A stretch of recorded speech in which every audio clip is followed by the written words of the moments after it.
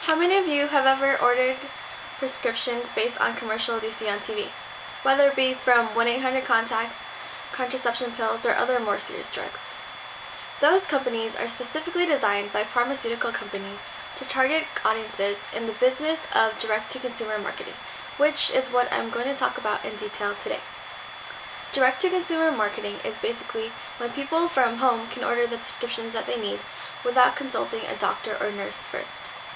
And this type of marketing has been more and more popular in today's society, with everyone being more dependent on technology. Therefore, as more people buy prescriptions for these drugs, the consumer demand rises and the pharmaceutical companies continue to make more and more prescription. It follows the economic theory that the rise in consumer demand brings in a rise in consumer profit. Customers are able to obtain their needs at a faster rate and have more freedom in which to take the medicine. So far it seems like a sound economic and business plan, right? Well, it is, but it's this type of marketing that is also detrimental to public health. According to a health magazine, it states that there is a conflict between the conception of healthcare as a free market economic process and the notion that healthcare represents one of society's obligations to its citizens. And this is detrimental because it eliminates the doctor-patient contact. Direct-to-consumer marketing allows customers to buy these drugs without first meeting with a doctor or nurse. And as we all know, the most important part of taking any medicine is the education or necessary information that can go along with it. Whether it is just knowing how many doses you're supposed to take a day or the side effects that it can have. These DTC patients are not getting these types of important information. They're simply reading, and some of them not even reading, the information sheet that comes along with the package. And this can be dangerous because patients are not fully aware of the risk involved, since even though prescription drugs are designed to help cure diseases, they can also make it worse when it is taken improperly.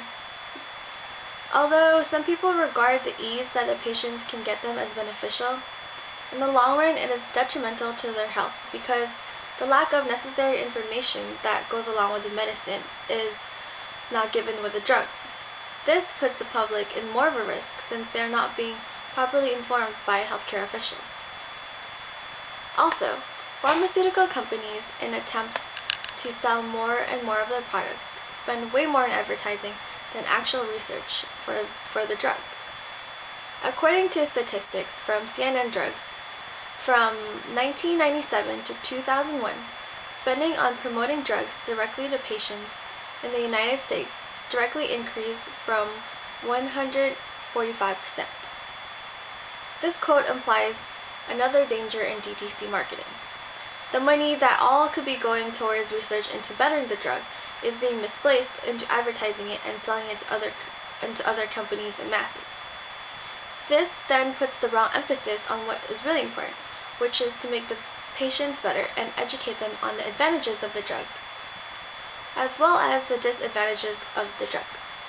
The companies are being blinded by the profit that they are making and simply putting the customer care in the back burner. Research shows that they continue to invest more and more money into advertisements and commercials, as well as giving free samples into the doctor's offices into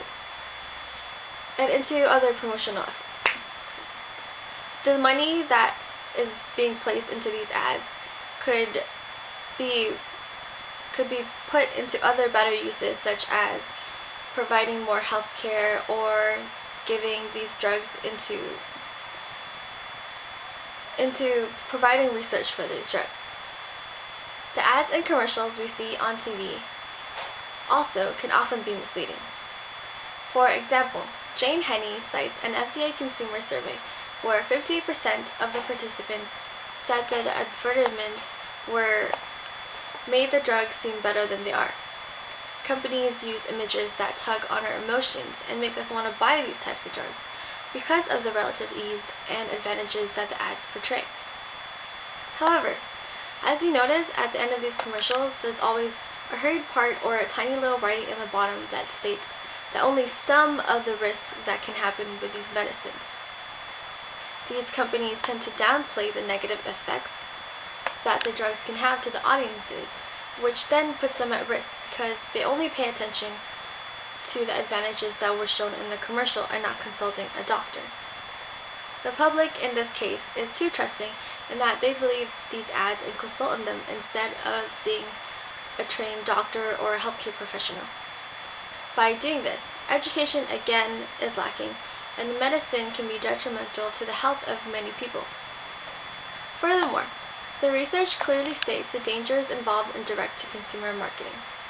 First, it eliminates the necessary doctor-to-patient contact. Second, the money that should be otherwise put to more research for the drug is being spent towards advertisements. And third, the ads that the companies make often downplay the negative effects that these drugs can have. So next time you turn on a commercial regarding these prescription drugs, think twice about what is not really being said in the commercial, rather than being blinded by the catchy slogan and shallow emotional appeals that they offer. Thank you.